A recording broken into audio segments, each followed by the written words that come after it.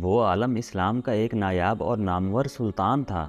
وہ ان گنت زبانوں پر عبور رکھتا تھا، عربوں سے عربی میں، منگولوں اور تاتاریوں سے تاتاری زبان میں، یونانیوں سے یونانی میں، حبشیوں سے ان کی زبان میں، اس طرح دوسری اقوام سے ان کی زبان میں گفتگو بڑی روانی سے کرنے کا ماہر تھا۔ سلطان بننے سے پہلے وہ جگہ جگہ ایک غلام کی حیثیت سے دھکے کھاتا پھرتا تھا، لہٰذا اس نے اس دوران میں مختلف زبانوں میں عبور حاصل کر لیا تھا۔ وقت کی آنکھ نے کبھی اسے ایک گدڑیے کی صورت میں دشتے کی چاک میں بھیڑ بکریاں چراتے ہوئے دیکھا۔ آسمان نے کبھی اسے دمشق شہر میں بردہ فروشوں کی منڈی میں ایک غلام کی حیثیت سے بکتے دیکھا۔ کبھی اس نے دمشق اور مصر کے امراء کی نوکری اور چاکری کرتے ہوئے وقت گزارا، اور کبھی رزم گاہ میں ایک سخت شکن لشکری کے سنگ بھی دیکھا گیا، اور کبھی وقت کی تیز آنکھ نے اسے اسلامی لشکر کے سالار اعلیٰ کی حیثیت سے بھی دیکھا۔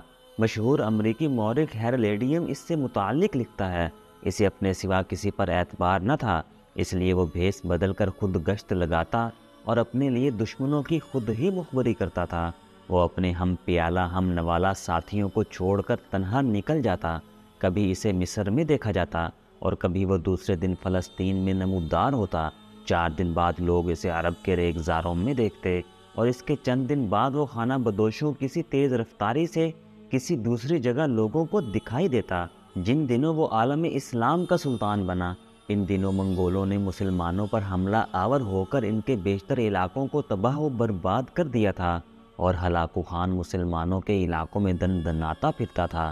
ایک بار ایک منگول مغنی کی بھیس میں وہ اکیلا اور تنہا ہلاکو کی سلطنت میں داخل ہوا۔ کئی دن لگاتار سفر کے بعد وہ اس کے علاقے میں داخل ہونے کے بعد کریا کریا بستی بستی اس کے علاقوں کی جاسوسی کرتا رہا۔ کیونکہ وہ مختلف زبانوں پر عبور رکھتا تھا، لہٰذا کسی کو شک نہ ہوا کہ وہ مسلمان ہے یا مسلمانوں کا سلطان۔ ایک دن اس نے منگولوں کے ایک شہر میں ایک نان بائی کی دکان میں کھانا کھایا اور ایک برتن میں اپنی شاہی انگوٹھی اتار کر رکھ دی۔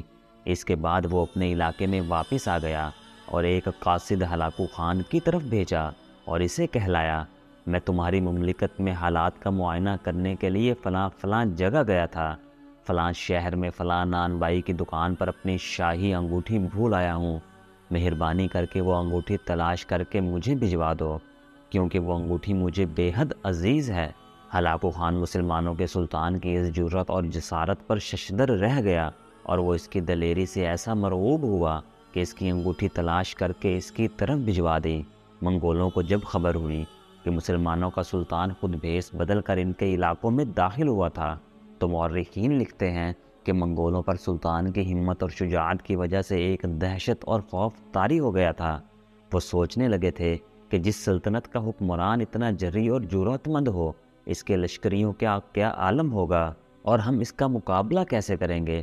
ان دنوں کیونکہ بحیرہ روم کے ساتھ ساتھ مغرب کے صلیبیوں نے اپنے بڑے بڑے اڈے بنا لیے تھے، جہاں سے نکل کر وہ مسلمانوں کے خلاف صلیبی جنگ کی ابتدا کرتے تھے۔ ان میں زیادہ نامور انطاکیہ کا حاکم بہیمند تھا۔ سلطان ایک مرتبہ ایک نصرانی زائر کا بھیس بدل کر صلیبیوں کے مقبوضہ علاقوں میں جا داخل ہوا، اور کئی ماہ تک ان کے عسکری استحکامات، قلعوں اور دوسرے اہم مقامات کا جائزہ لیتا رہا۔ وہ تقریباً 22 ایسے قلعے دیکھنے میں کامیاب ہو گیا جو ان دنوں صلیبیوں کی عسکری قوت کا مرکز تھے، اور یہ سارا کام اس نے تن و تنہا کیا۔ اس کے بعد اس نے ایک عجیب ستم ظریفی کی۔ اس نے ایک قاصد اور الچی کا بھیس بدلا اور جنگل میں ایک ہرن کا شکار کر کے وہ ہرن لے کر انطاکیہ کے بادشاہ بوہیمند کے دربار میں جا داخل ہوا، اور اسے وہ شکار پیش کرنے کے بعد کہنے لگا، خالجہ، مجھے مصر کے سلطان الملک نے بھیجا ہے۔ پتہ چلا کہ آپ کیونکہ شکار کا بہت شوق رکھتے ہیں، ان دنوں شکار کے قابل نہیں، لہٰذا انہوں نے یہ تازہ شکار بطور ہدیہ بھیجا ہے، اسے قبول فرمائیے، میرے آقا آپ کے شکر گزار ہوں گے۔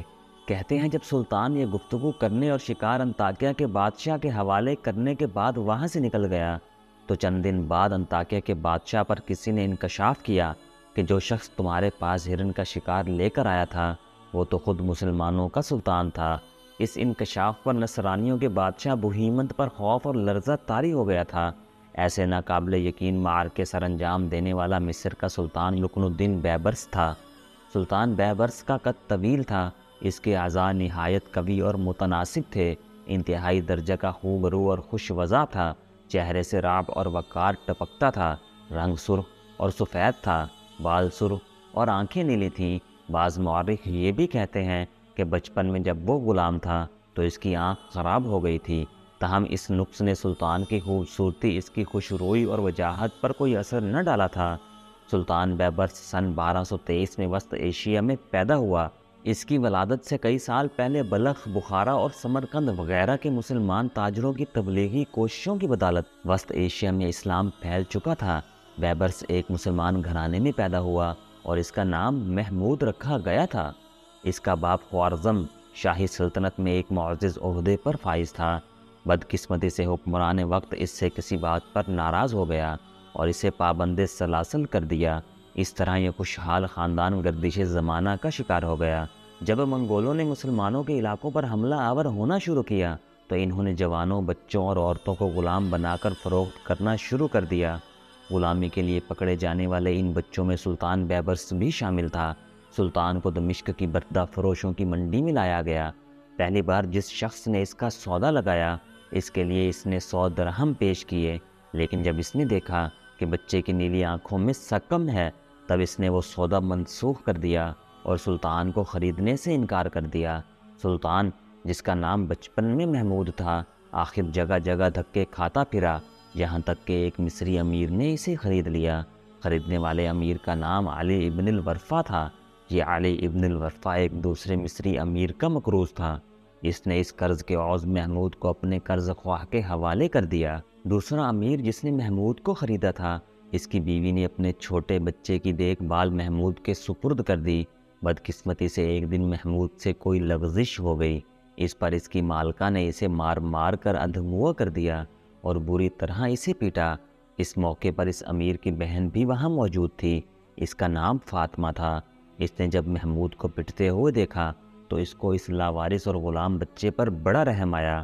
اس نے انتہائی سختی سے اپنی بھاوج کو کہا، اگر تم اس غلام کے کام سے خوش نہیں تو اس کو میرے سپرد کر دو۔ وہ عورت رضامند ہو گئی اور فاطمہ محمود کو اپنے ساتھ دمشق لے گئی، جہاں اس کا اپنا گھر تھا۔ فاطمہ کا ایک بڑا بیٹا تھا جو فوت ہو گیا تھا اور حسن اتفاق سے اس مرنے والے کی شکل محمود سے ملتی جلتی تھی۔ اس بنا پر فاطمہ نے اسے اپنے بیٹے کی حیثیت سے اپنے پاس رکھ لیا اور وہ محمود کی بجائے اسے بیبرس کہہ کر پکارنے لگی۔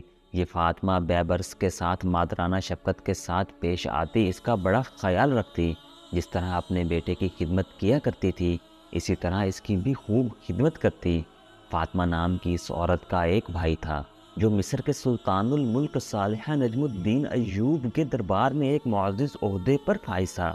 ایک بار وہ اپنی بہن سے ملنے کے لیے دمشق آیا تو وہاں اس نے بیبرس کو دیکھا، اس کے حالات سنے۔ لڑکے کے اطوار، اس کی عادات اسے اس قدر پسند آئیں کہ اس نے گزارش کرنے کے انداز میں فاطمہ بیبرس کو مانگ لیا۔ فاطمہ نے بیبرس کو اپنے بھائی کے حوالے کر دیا اور اس کا بھائی بیبرس کو دمشق سے قاہرہ لے گیا اور وہاں اس نے بیبرس کو مصر کے سلطان الملک صالح کی نظر کر دیا۔ سلطان الملک صالح نے بیبرس کے علاوہ اور بھی بہت سے بلکہ بے شمار لاوارث لڑکوں کو خرید رکھا تھا اور ان کی تعلیم اور تربیت کے لیے اس نے خاص انتظامات کیے ہوئے تھے۔